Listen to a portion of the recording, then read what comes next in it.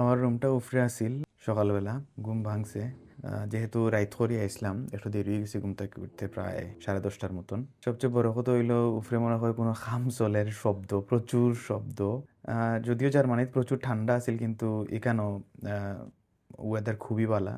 22 থেকে 24 degree Celsius দিনও থাকে, যার কারণে ফ্যানও চলের, ইভেন এসিও আছিল রুমও। বাসার মতো আছে, যদিও আমি ঘুমাইরাম এক বিছনা। এটা মূলত একটা হোস্টেল, 7 জনের ঘুমানোর ব্যবস্থা আছে। হোস্টেলের বাথরুম খুবই পরিপাটি, খুবই সুন্দর। যেহেতু মানুষ আর নাই, লাগে ক্লিনও রইছে। বাইরেরাম এখন নাস্তা খাওয়ার লাগি আর একটু ঘুরিয়া দেখমু শহরের আশপাশ। খুবই সুন্দর ওয়েদার, খুবই ভালো লাগে।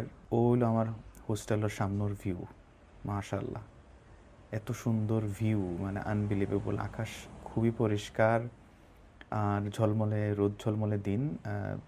খুব একটা গরম নাই, বাট হয়তো লং টাইম হাইকিং করলে বা আটলে উঠলে একটু গরম লাগতে পারে। হোস্টেলের ঠিক সামনেই ভূমধ্যসাগরের ভিউ অসাধারণ। আশপাশের পরিবেশ খুবই সুন্দর, খুবই পরিপাটি। যদিও ছোট্ট দেশ, 5 লাখ বা 5,50,000 প্রায় অ্যাপ্রক্সিমেটলি কম বেশি হইতে পারে মানুষের বসবাস। খুবই ডিসিপ্লিন। সবচেয়ে মজার বিষয় হলো এখানে কোনো ট্রাফিক লাইট নাই। আমি একটু অবাক হয়েছি।